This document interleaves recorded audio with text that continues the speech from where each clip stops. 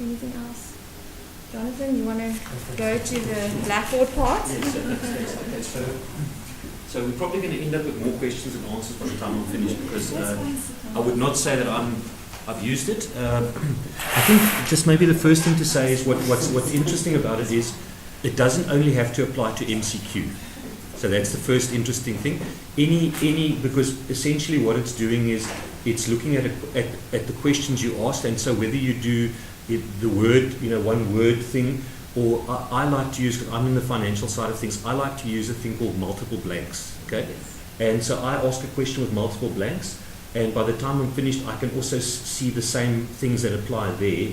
So I can see whether it was rated as an easy, moderate, or difficult question based on the number of people that answered it, and I can also see, how, if somebody answered it, did they answer the others well as well, which is these issues which we'll go into a second. So it's not just limit anything that you can put into responders, into Blackboard. Item analysis is automatically with that. Okay, and I don't think it's a silver bullet and a solution to all our problems, but at least it helps me to identify. Because what you also would like is, in your assessment, you'd like a mix of easy, moderate, and difficult. So you don't want it just to be all difficult, and you would not know, because you might think, this is easy, man. And at the end of the day, for the people in front of you, it's all incredibly difficult. So, and then also, I guess, depending on the reason why you're doing the assessment, because there's different reasons why we're doing them. I mean, we're all in the wars together, in the lecturing wars together. So sometimes I'm doing an assessment. I'll take, for example, I give students an amount of work to cover, and then I do you could almost call it program-based learning. So they've got to cover an amount of work on paper, these like multiple choice questions at the end of the work, and then at the end of it I give them a TUT. And that TUT is just to make sure they actually covered the work. And I let that count, so that's formative, you could say, probably just testing of learning. And so but I'd also like to see if my questions were okay or bad or however they are. So maybe just get into what I wanted to just talk about. If I just get myself sorted here. So the first part is going to be a bit of talk, and then I'd like to go into a course and show you how you do it. But you can also look at that video clip. It's only 5 minutes. Mine's going to be like 20 minutes. I could, the lecturer can say something that you say in 5 minutes in an hour. So I'm looking at this, and I've got this kind of assessment wish list that I start with, and this is was the question a good question? Was it good or was it a bad question? So, and I'm towards trying to think about how do I create a better test in the long run. Because what is lovely about us working on Blackboard and responders, whatever you've created, you've always got. So you could very easily cobble together a new test by just grabbing this question from that test and that one from there. So what's beautiful is once you've done the work, it's easy to bring it in again. But then also you want to make sure that that the questions make sense. And then what are the strengths and weaknesses? And so then I drew these little three. That first one is that's how you would have to do it if you stuck to paper, because you'd have to take all of your answers. You'd have to create a spreadsheet. You were lucky they could export all your stuff into it, but if it was like the piece of paper, you'd have to take every answer. You'd have to have a spreadsheet.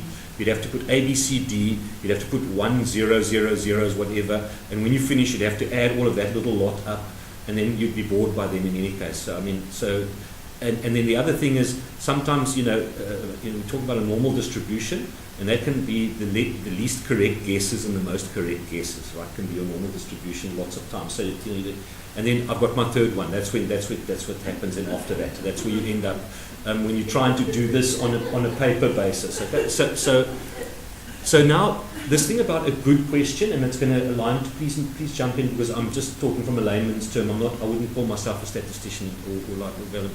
So it's kind of like how well the question differentiates between someone who knows the stuff and doesn't know it. That's what that thing's trying to tell you. A good question. So how does a question pick up that somebody knew the work as opposed to didn't know the work? Okay? So a good discriminator is when the person who gets it right also does well on the test.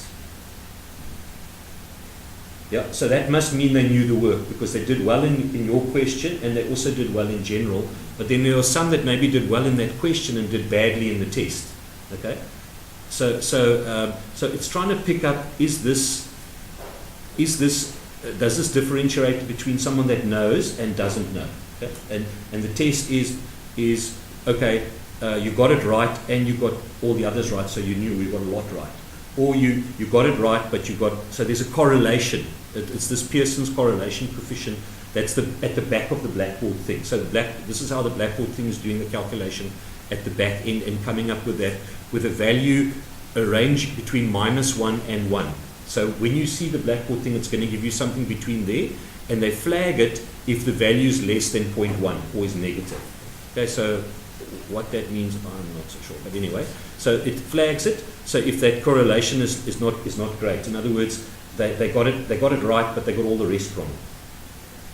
Yeah, or there's a high correlation, they got it right, and they got all the other stuff also right. So that would be seen as a good question, and rated as, so that then you've got the difficult question, and that would be which we saw now, the percentage of the students who answered it correctly.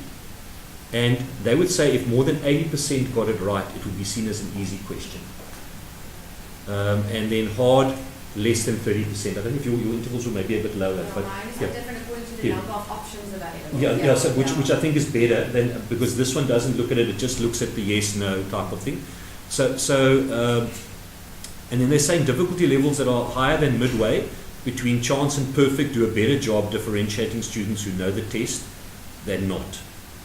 And also, high difficulty doesn't assure a high level of discrimination. I don't know, let's think about that for a second, but it sounds exciting. I don't know what it actually means. But so that's it over there. So, okay. And then there are also some other nice metrics that they put over there in Blackboard. It gives you the average. You can see an average, and look, there's my one. The average human is a 28-year-old right-handed Chinese man with a mobile phone and no bank account. Okay? That's worldwide, if you think about that, it's average, right? And it gives you a thing called the standard deviation. You can see what it's down there. There's my little joke. You're 3 standard deviations above the norm. You know, a love letter from a statistician. Okay? And it also gives you a standard error for those people that are from that. So you get all these additional statistics that could be useful to you. For me, the main two is I just want to get things flagged that I need to look at. And what's nice about Blackboard, sometimes I've found questions that I made a mistake in. And then what was easy to do then was to fix it and immediately rescore everybody. So that was the beautiful thing. Right out of the subject, I could fix it and rescore everybody. So having said that, so how do you do it? How to go about doing it? So you first of all need to have a test on Blackboard. And so you need to do the responders thing. But you don't have to use responders. You can set up a test in Blackboard itself. Responders is just a lot easier.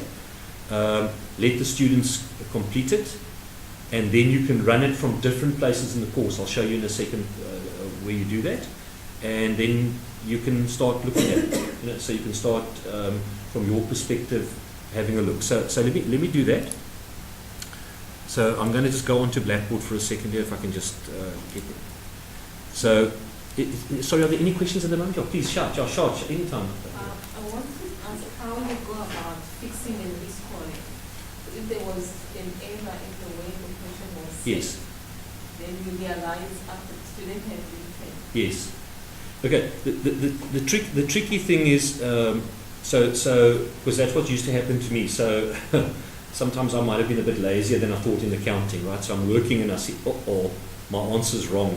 Because I get to about the 5th or 6th student and I see, but then I start asking myself why. And remember, because this thing auto marks. This is what was nice about Blackboard. I'm just sharing the experience. So I could only focus on what was wrong. I could ignore what was right. Where if you are marking normally, you have to go through everything, right? Where if I was setting up my test, I would only have to, because what the system marked right, I don't pay any attention to, because I asked my questions, the student got it correct, so I don't look at what was correct. So, which made my focus a lot sharper. So I would only look at what was wrong, and in the way that I did the tests, I'm not talking multiple choice now, the way that I did the test, you won't believe in how many different ways a student can possibly type something. Right? The simple thing like the number 1000. there's probably 6 variations on the theme. But if I had have marked it, I would have seen it and I would have marked it right, but they wrote it somewhat different. They wrote 1.0, like the students like to call it, 1 point, they don't call it 1,000, they say 2.5, right? So they'll say 2.5, which would be 2,500. I would have marked it right because I would know what they're talking about. But in my memo, I said 2,500. So then I go into my memo and I add an option, 2.5, for argument's sake, into my memo. And then I update my memo on Blackboard, and then I tell it to regrade everything. And then it goes, like within a space of 5 seconds, it goes through all 200 tests, looking at that question, trying to find that additional answer that it's going. If it does find it there, then it gives the student the mark. So I can look, that's not item analysis. That would typically be when the students have written, because I know that I have to look at the wrong answers, because there's a wrong answer that's a wrong answer, and there's a wrong answer that they've just written badly, or typed problematically. So that's how, I don't know if it's answering that. That's it. So you basically go back to your memo. Once the student has written, you change your memo, and then you save your memo again. You go into the actual editing the test on Blackboard. You change it, and then you say regrade, and there you go. And you're done. So, yeah. I've previously had actually this year when I gave the question, then I realized after the student had written that the way the question was asked was a bit confusing. Yes. So student could answer either way. Yes. So what I did, I just subtracted that question. Oh, you took it out of the assessment. That you could also do. That I've also done in the past, but it could also become problematic because you actually did submit a paper to the exam office as to what you were going to. I don't know if it was just a text. Because I mean, we did this even in summative assessment. So we submitted it to the exam office. So I can't withdraw a question because in the moderation process I can say, but why did you withdraw this 15-mark question? So I'd have to just. But it was more around the answers than anything else. Okay. So let me get to the item analysis. So I'm going to just show you one with multiple choice, and then I'm going to show you one that's not a multiple choice one. And so here's, we're on my subjects. Don't worry that it's busy. But let's take, for example, this subject here is finance. And we'll trust that we're going to be alive and well. There's different ways you can access it. Typically, you just need to get to your test that you set. Okay? And there's different ways you can get to your test. One of the ways you can get to a test is by going to the grade center. But there's I think there are 2 other ways. The other way you could go down here to your course tools, and somewhere there, test, surveys, and pools. And then from here, you could go to your tests,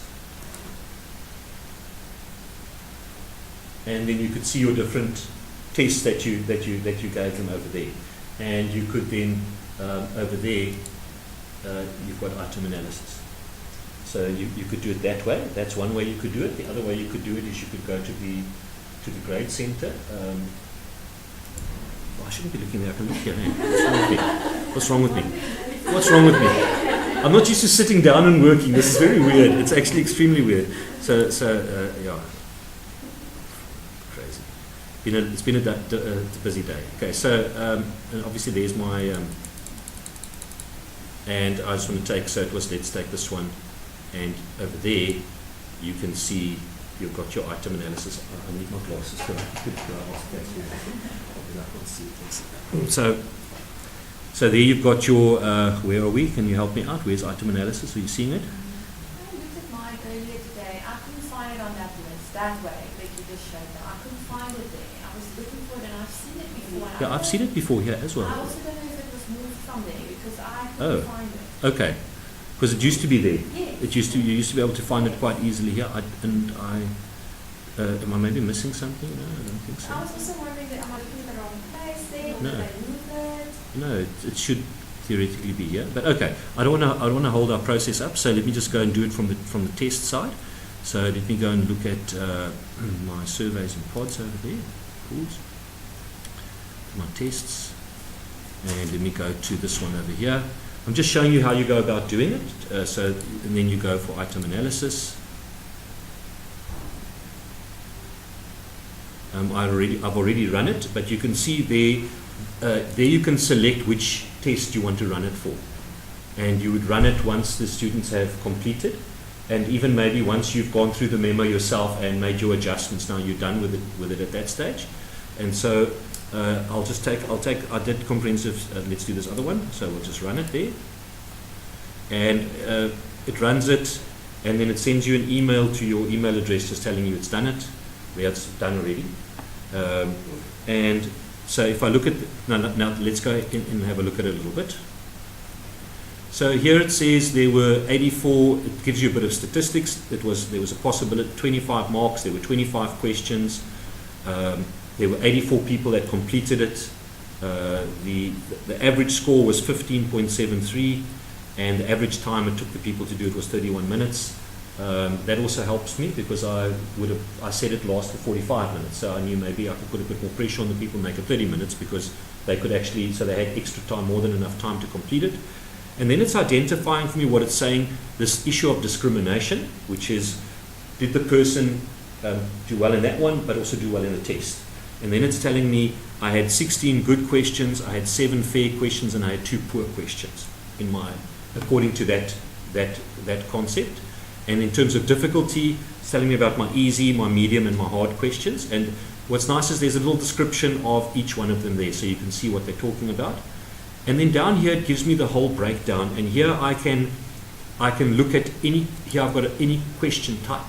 So if I wanted to look at it by question type, so let's say I set a type of question with multiple blanks, I could only look at those ones. If I only want to look at my MCQs, I look at those. So you can really, if you're in the mood for some serious analysis, you can get into the analysis over there. So you can break it down, and then you can also break it down in terms of good, fair, and poor questions, and you can also break the difficulty down: easy, medium, and hard questions.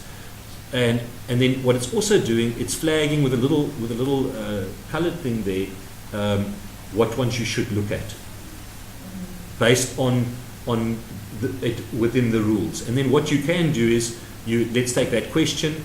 I'm looking at this one, and I go into the question, and then it breaks it down for me further into the different percentiles of the people that completed the question, giving me a sense of what was going on here. How many people got it right. All I did is I just went into I just returned, just there for a second. And have you got it live going there as well on your side? Yes. Yeah, that's great. If you've got it live, why don't you just do it with me? If you've got your internet. Yeah. So I just click on the one question that's highlighted for you. That's highlighted with. Have you got some that have picked up? I've got another one of my own. Yeah, but it should highlight some things in pink that it says are issues. Oh, there it is. Yeah. You have a true false one. Yeah. And so in the case, I can go in here, and then I can have a look at it. And then once again, I can now go and look at this question and say, but why did only 3 people get this question right? So that's actually where the distribution of answers is. Yes. In that point. Yes, Because exactly. there it shows me now exactly per option. Yes. Did they have 4 options? Yeah, they had 4 options. So Yeah. the one is a 1.2%. So Yes. So it falls under 5%. Yes. Which means they're not a good distracting Yes. ability. Yes. Next to the other Yes. 3 that's there. Yeah. But in this case, I mean, you're looking at, and it's giving you the top 25% of the students who scored the highest in the test. What did they say?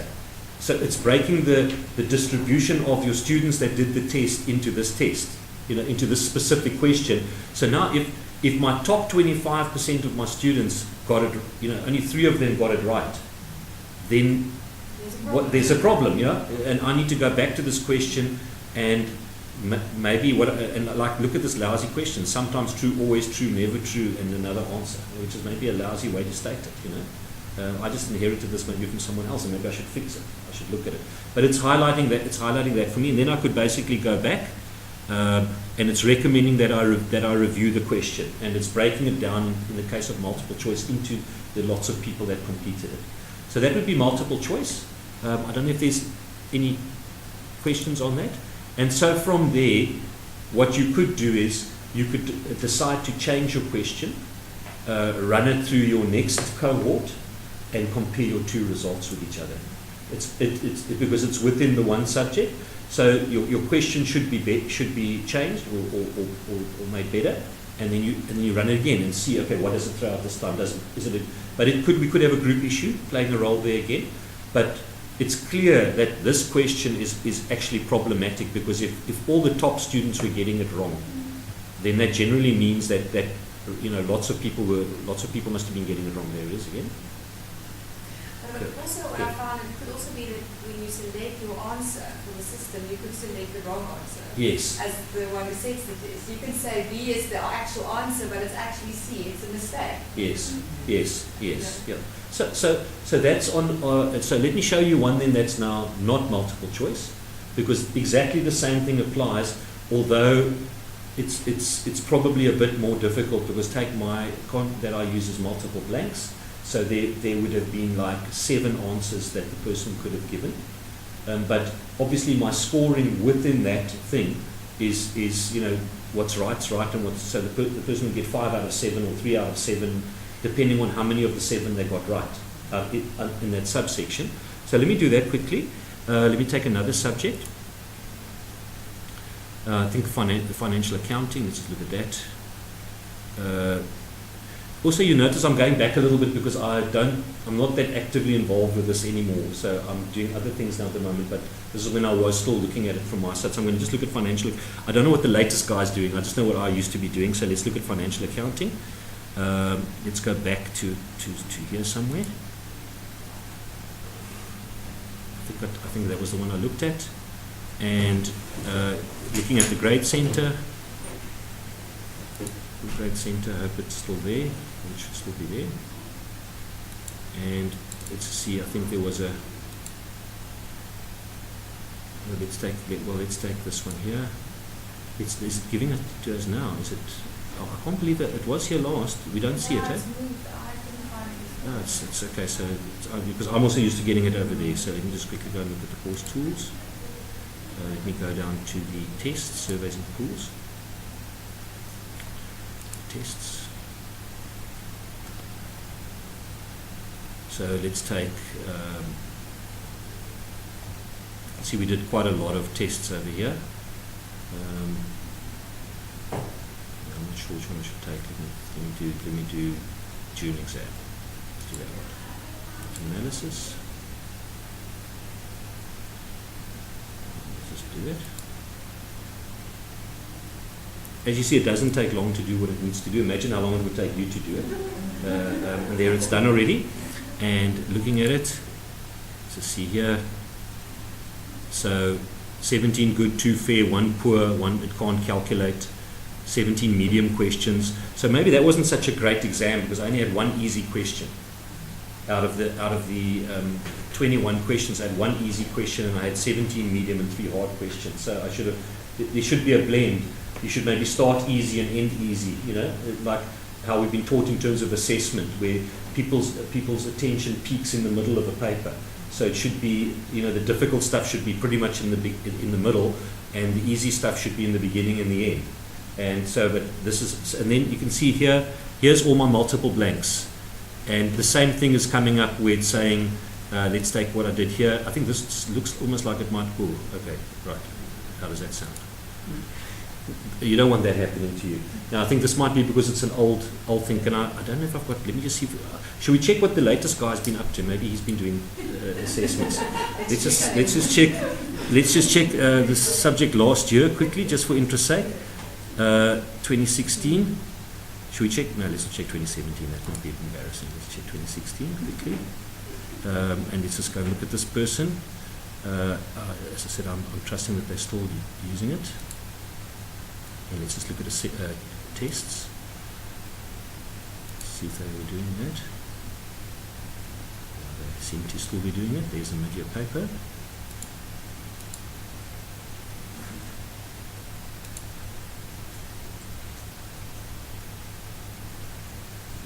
There were no submitted attempts. So this is not one that because I'm looking at someone else's stuff for a second and see if we can get another one quickly. If there's anything that he did.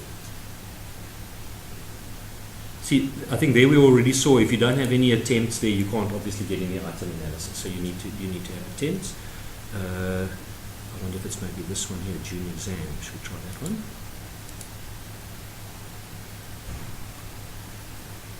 So let's have a quick look.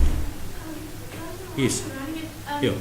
I've opened now an item analysis for one of my assessments, and it says at the discrimination, it says one cannot calculate. Why would that mean? How could it be that it couldn't calculate the discrimination? So I think we've got to look at that question. Why couldn't it? I don't know what the nature of the question was. So I think I've also got one.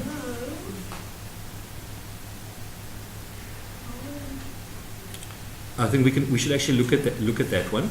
I'll just wrap up here quickly. So here's his thing. He had 22 questions, 3 easy, 17 medium, and once again highlighting. And he's using multiple blanks. And here you would go into the question. I just want to get in there for a second. And this was like a journal. Can you see? This is the issue with multiple blanks. Are you noticing? Look at the salaries and stationery, sundries, that's what I'm saying. So you've got to think of all the you try and think of all the possibilities that the student might come up with. But it's, yeah. It's still unbeatable. That drives me crazy because I literally spent hours thinking of hundreds of ways that you can write with Yes. spaces, without spaces, and with amounts. I see you only have 2. I include, if they say rand in front or not, Yes. with 0.00% or not. Yes, yeah. But I mean, you could also fix it once they've written. Because when you pick up the mistakes, you can see, okay, this guy wrote it like that, and then you fix it then. So you don't really have to necessarily do it up front. But I just want to come back. So this is telling me that this specific issue that was asked was a problematic thing for the students in their work. Now in the financial, then I know, okay, I've got to go back to that part of the work, because this is where people were actually struggling. So it's not just about rephrasing the question, it's about, hey, but actually here, and how would I know that otherwise at an item level? How would I actually know that, let's say I was doing 5 different topics in my subject, but the actual problem is over there in that one piece of work. So it's beyond just changing your questions. To me, it's about, okay, I better go back and revise this work because actually the people don't know this part of the work and they haven't been able to master it. So that's how you do. So I think that's effectively all I can tell you about it. So I don't know if there's any questions that anybody might have here. I'm just looking at something that when you're talking about what you said, you test a different group with the same questions. I did exactly that. I didn't realize that. I did that, but I've got a part-time group and a full-time Yes. group, and they were given exactly the same exam. Yes. And the results are completely different. Easy questions, medium questions, hard questions. For the full-time group, there were no easy questions. For the part-time group, 8 easy questions. And for the full-time group, there were a whole lot of hard questions. These are the same questions. It's the Yes. same question paper. Yes. For the part-time group, only Yes. 5 hard questions. Yes. So it's very interesting to see how the 2 groups. Yeah. Part-time is probably more Students, yes. But that just shows you that, like I said, it's not an it's a statistic. This is a statistical based on the number of, and I think yours would be better because you had a much bigger sample. If you threw that group together, you'd have a different answer. But I think to me, it points me in the right direction. It helps me to just reflect on what I asked people, and it also points me into where might there be areas that they don't understand the work. Because you in that case, you'd realize that your part-time people are pretty much fine with that concept, but your full-time people have got a problem. And another problem, this average score, there's something funny there. It says here my average score is 82%. It's definitely not, there's something very strange. Yeah, so we need to look at why is it saying that? We need to maybe have a look at that. Folks, so that I think I don't know if there's any other questions that someone might have on this. I think it's basically you just need to be able to set your responders. You can go in there. You can do it per group that you've got. It runs very quickly. You can zoom into the specific questions that you might have an issue with. Yeah, so I think, any questions? So one can just read from Blackboard, right? I'm live in Blackboard doing it, that's where I was doing it right now, so you can go ahead, and I think at least you'll pick up the obvious things. Yes. The not so obvious might be, you might need to check it through a few years and a few groups of people, but at least now, let's say, you could identify in responders, you could pull out these difficult questions and put them into a place, and then you could mix your questions nicely. I'm taking 5 questions that have been rated as difficult, 4 that have been rated as moderate, and 3 that have been rated as easy, and I'm putting them into my test now. Depending on your mood for the day. And then see how does it perform. Are the students treated Yeah. the previous day? Yeah. But at least, I think, to me it's a more scientific way, then at least you go in there with a plan. Other than, I don't know whether, ever in the past this question was viewed as being difficult. At least you could, if you were going to explain to somebody why you set this paper, you could say, well, I set this paper based on looking at it in the past and knowing that I've got a mix of 40% hard, moderate, easy questions type of thing.